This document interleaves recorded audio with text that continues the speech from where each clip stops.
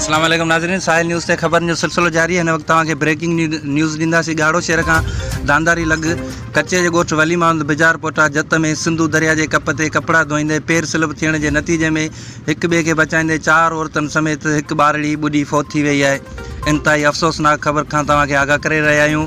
3 औरतुनि जा लाश ॻोठाणनि पंहिंजे मदद पाण तहत बर वक़्तु हथु करे वरिता आहिनि, जॾहिं त हिकु ॿारड़ीअ जो लाश काफ़ी ॻोल्हा खां पोइ हथु कयो वियो आहे। लाश घर पहुचण ते घर में कोहराम मची वियो। इलाइक़े में सोग वारी सूरत हालत छाइल आहे।